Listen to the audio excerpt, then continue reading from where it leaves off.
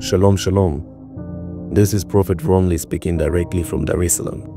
Na ujumbe na ulogusia leo kwa uwezo wa Roho Mtakatifu ni maombi yangu kwamba ukafunguke masikio yako, moyo wako pia ukafunguke uweze kusikia, uweze kutizama mambo haya kwa hali ya unyenyekevu, uweze kujifunza kwa utulivu, pasipo na miemko yoyote, pasipo na uchungu wowote. Roho wa Mungu atakusaidia kwa jina la Yesu. Amen. Roho Mtakatifu amenipa kibali kuzungumza kwa habari ya namna ambavyo Ibilisi hutumia vipaji vyetu kuangamiza uhai wetu, kutuondolea chance ya kuingia katika uzima wa milele, kudanganya na kucorrupt njia zetu. Neno la Mungu liko wazi kabisa. Katika Mithali 17 mstari wa 8 inasema, kipawa ni kama kito cha thamani machoni pake yeye aliyenacho, kila kigeukapo hufanikiwa. Neno la Mungu liko wazi kwamba kipaji ni kitu kizuri. It's a golden thing. It's a beautiful thing. Kipawa ni kitu kizuri sana. Kipaji ni kitu kizuri sana. Tatizo linakuja pale ambapo Ibilisi anakitumia kama kisilaha kinyume na wewe mwenyewe. Unakuwa unaabudu kipawa chako na sio kumwabudu Mungu. Unaogopa kupoteza kipawa chako kuwa useless kuliko unavyomwogopa Mungu. Unaogopa kukitosa kipawa chako baharini kama kuna uhitajika ili mradi uione mbingu. Hili ndio tatizo kubwa sana. Watu wengi wamekuwa wakiaminishwa kwamba fuata moyo wako unachokipenda. Tukiwa dogo tuko tunafundishwa mambo shuleni. Mtu asikuzuie kutimiza ndoto zako. Fuata moyo wako unachokipenda. Wewe ndoto ngapi umeziona za vitu vya ajabu ambavyo havieleweki? Malengo gani ambayo uko nayo, mangapi uko nayo ambayo unajua kabisa hii haikuwa njia, lakini unaambiwa tufanye unachokipenda? That's not it. Hiyo sio njia ya mwanadamu. Hiyo sio njia ambayo tunatakiwa tupite. That is not how God has commanded us to live. Tungefunzwa neno la Mungu zaidi kuliko kufundishwa knowledge ya kidunia, na hizi pengine tungeweza kutoka na ufahamu. Neno la Mungu linatuambia kabisa katika Yeremia 17 mstari wa 9, moyo wa mtu ni mdanganyifu siku zote. Yani moyo huwa ni mdanganyifu siku zote, una ugonjwa wa kufisha, ni nani awezaye kuujua? Asa moyo huo mdanganyifu ndio unamwambia mtu kwamba ausikilize, auamini ili afanikiwe. Afu tunaonyeshwa idols wachache, tunaonyeshwa wasanii wakubwa ambao pengine ni wanatumia madawa ya kulevya but they're extremely rich. Tunaonyeshwa watu ambao hawana morals but they're extremely successful when it comes to money. Wamefanikiwa kupita kiasi kwenye mambo ya fedha. Kwa kila kijana anahisi kwamba maisha mazuri ni yale. Kila kijana wa kiume, asilimia kubwa, wengi wanatamani either kuwa wacheza mpira the best duniani, kuwa kama somebody like Ronaldo. Wengine ukiwauliza wasanii, mwingine anakuambia nataka kuwa kama Lil Pump, sio kwa nani. Some people ambao ukiangalia vitu ambavyo vifanya ni vitu ambavyo huwezi kutamani mtoto wako aishi hivyo. Lakini just because tunapewa ile lifestyle wanaoishi, it's a lifestyle fulani ya maisha ya hela sana, maisha ya juu sana, we are doomed, we are fooled. Kila mtu anaamua kwa abandon whatever, ana ignore kila kitu. Wengine wata ignore shule, wengine wata ignore hata Mungu anachokiongea, kwa sababu ameshaaminishwa kuna tumaini la jambo fulani, tamaa yake imeshawaka. Kwa mimi nina kipaji cha muziki, lazima nifike. Najua Kiingereza kiasi, najua Kifaransa kiasi, najua kilugha gani, ninaweza nitafika ile level aliyoko msanii mkubwa, anaishi maisha mazuri, ana magari mazuri, ana majumba mazuri. Kwa automatically tunaingia kwenye udanganyifu wa mali.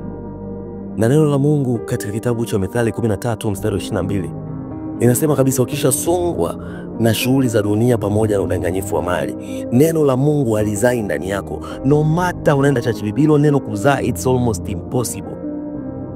Kwa sababu ni kama mbegu iliyopandwa kwenye miba, lazima itasongwa na shughuli za dunia, lazima itasongwa na udanganyifu wa mali. Udanganyifu wa mali utakusonga, hilo neno la Mungu alitozaa. Wengi wanahisi they can just make riches there alafu watatubu waje huku. Wangapi umeona wamejaribu kujifanya wanabadilika na wamerudi tena kwenye maisha ya kidunia? Wengi sana. Wengi sana, na hujui siku gani unaondoka duniani hapa. So make sure unaishi katika njia inayompendeza Mungu. Kipaji chako kisiwe chanzo cha wewe kwenda kuangamia katika dhambi. Kipaji chako kisiwe chanzo cha wewe kuangamia katika kuzimu. Usiruhusu Ibilisi akachukua damu yako akakukosesha uzima wa milele kwa sababu eti najua sana kuigiza. Kiasi kwamba unaenda kuigiza vitu vinavyomkufuru Mungu. Unajua kabisa this is against the Christian morals. Hichi kipo kinyume na values za Kikristo. Hichi kipo kinyume na neno la Mungu, lakini you are going to act. Unasema it's nothing serious, it's just acting. Kwenye kitabu cha Zaburi ukianza tu Mwanzo sura ya kwanza, anaposema heri wale wasiofanya hivi na hivi na hivi, heri wale wasiofanya hivi na hivi, asema hivi, wala kuketi barazani pa wenye mizaa. Mizaa ni nini kama sio maigizo, vitu kama hivyo, mizaa, vitu ambavyo unachukulia just for granted kwamba hakina umuhimu. Igizo linakuwaje bora kama mtu haja act ule uhalisia, haja fake huo ule uhalisia, aongee na aonyeshe uso ukimaanisha kile anachokiigiza. Lazima avae kuhusika, lazima aongee kama mhusika kabisa, alafu then unasema kwamba it's just acting. Unategemea Mungu ana understand kwa sababu ni njia yako kuingiza ugali. God does never understand things like that. In fact, Mungu anachokielewa ni kitu ambacho kitakushangaza sana. Let me tell you what God understands. Marko 9:47 anasemaje? Jicho lako likikukosesha, kama jicho lako linakukosesha, ling'oe, litupe. Afadhali uingie katika ufalme wa Mungu una chongo kuliko kuingia kuwa na macho yako mawili alafu unaingia jehanamu. That is what God understands. Ni afadhali hicho kipaji chako kionekane useless na kipaji but nothing, lakini uwe na Yesu wako moyoni, kuliko kutumia hicho kipaji chako kuimba ujulikane kote Tanzania, Afrika na dunia nzima, alafu uende jehanamu. Kuna marafiki zangu nimekuwa nikifanya music, kifanya production, nikifanya vitu kama hizo. Kuna marafiki zangu wengi ambao najua, wengine ni watoto wa wachungaji.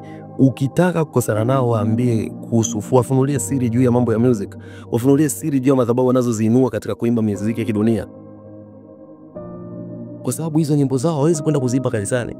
They will sing them in clubs, in the congregation ya watu ambao they are already drunk with wine, already drunk na uzinzi na nini. Utasema kwamba Yesu hakuja kwa ajili ya wenye afya, alikuja kwa ajili ya wale walio dhaifu wanaohitaji tabibu. It's common for you to use scripture, na chochote unachotaka kukitetea utaweza ukapata scripture kwa ajili ya hiyo. But I'm telling you, upale unapoendaga kwenye yale makongamano, unaendaga kuhubiri injili, unaendaga kusema Yesu ni Bwana, anaokoa na nini, unataka kuokoka, wanyoshe mikono juu, unaweza kufanya hivyo ukawasalisha watu sala ya toba. You cannot do that. Sasa kwa nini unajidanganya kwamba naenda kuhubiria? You have never gone there to preach. Ambaye ameenda kuhubiri sijamuona, maana yake angekuwa persecuted vibaya mno. Dunia haiwezi kumshangilia mtu ambaye ameamua kujitoa kwa ajili ya Kristo.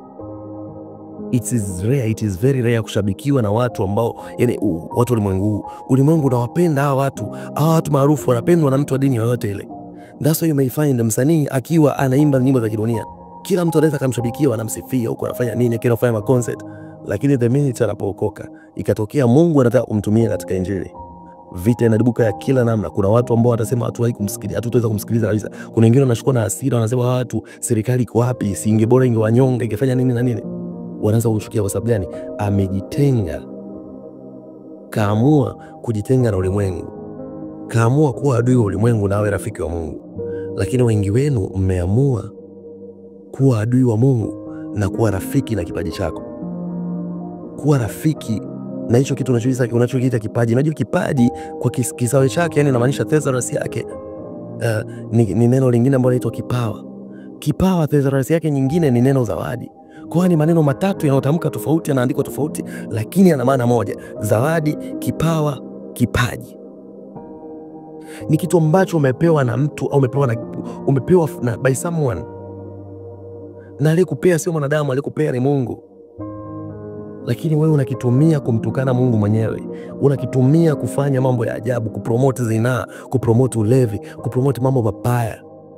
And you don't feel ashamed, unachukulia bwana, mimi njia yangu. Unaanza kuishi kama watu ulimwengu, unataka watu wakupende.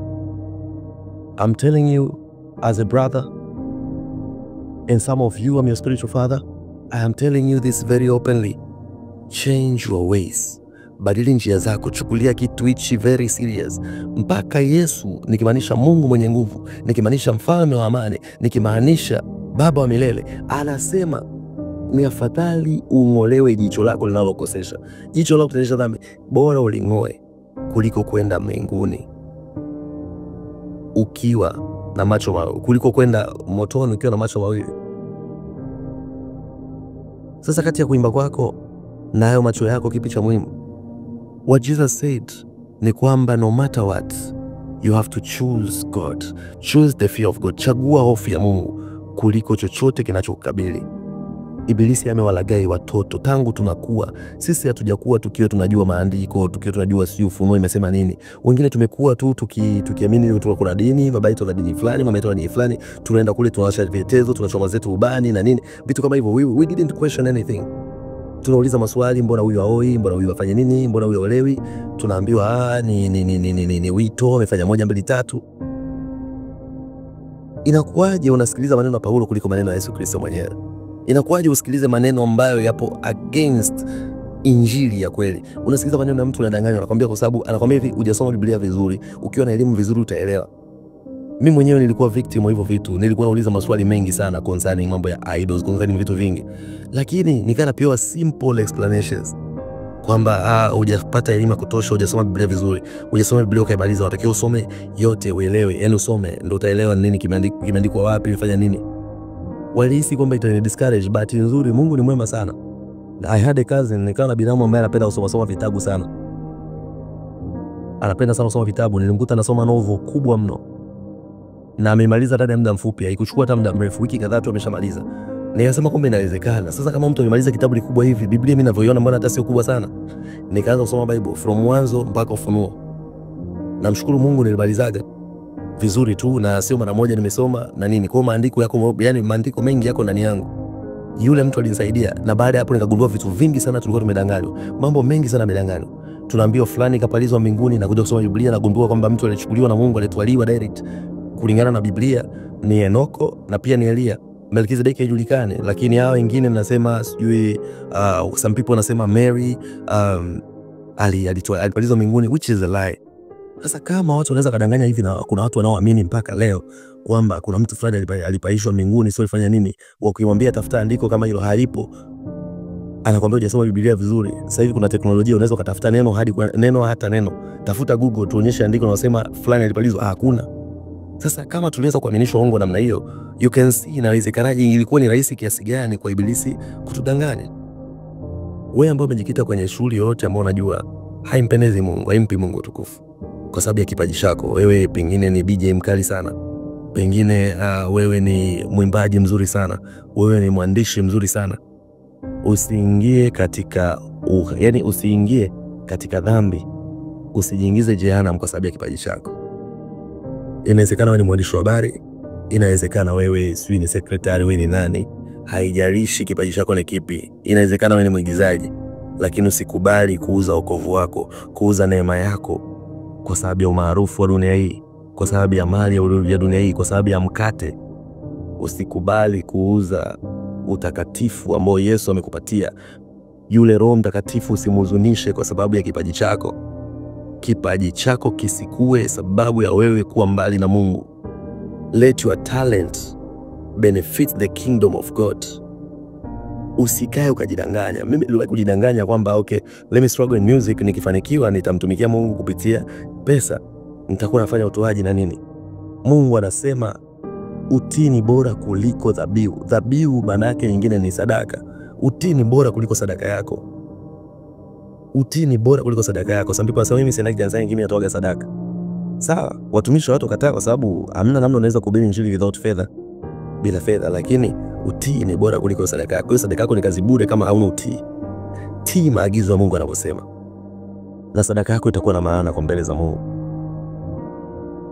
Sitaki kuongelea sana nisini nikakwaza, lakini nataka uwe conscious. Wewe ambao unajihusisha na haya mambo na umekuwa na confusion, ninakuruhusu tafuta namna ya kunifikia. Mawasiliano yangu yapo hapo kwenye page ya YouTube. Make sure you reach me, tutazungumza kwa kirefu. Siwezi nikaongea mambo mengine hapa, lakini I'm telling you, make a change. Achana na hizo madhabahu za giza ambazo unaziengage kila siku kwa kisingizio tu, nina kipaji hichi na kipaji kile. Kipaji chako kitumike katika nyumba ya Bwana. Kama ambavyo sisi wengine hatuwezi kusema tutumia prophetic gift kwenye kubeti. Tunaweza tukaprofesai kuhusiana na mechi fulani, lakini hatutumii hivyo kubeti. Hatumii hivyo kucheza kamari. Kwa nini? Kwa sababu vipawa vyetu hatujapewa ni tujinufaishe wenyewe. Tumepewa ili mradi vithaminishe au viongeze tija ama viwe baraka katika nyumba ya Mungu. Ndio maana tunaprofesai makanisani. Kuhubiri, tunahubiri zaidi katika kanisa, ili mradi kanisa liheshimiwe, kanisa lipendwe, watu walioko kanisani wapate kufarijiwa. wapate kujua kwamba Mungu anawafahamu, wapate kujua kwamba Mungu anaongea. So make sure your talent, iwe ni kuimba, iwe ni kurap, sio kufanya nini, make sure it is used in the church. Make sure your talent benefits the church. Kipaji chako kifaidishe, kinufaishe kanisa, kisikuwe chachu ya anguko la wengi, kisikuwe chachu ya anguko lako. Usijihisi unajua. Haya mambo ninayoongea ni hakika nayo 100%, sina doubt yote, there's no discussion in it. Lakini kama una mashaka juu ya kile unachokifanya, haujajua bado kama upo kwa kusudi la Mungu au la, na kukaribisha kujifunza habari za Yesu Kristo wa Nazareth, tafuta namba yangu hapo, tutawasiliana. And God Almighty will touch you. In the mighty name of Jesus, you are highly blessed, you are highly favored. In Jesus' name.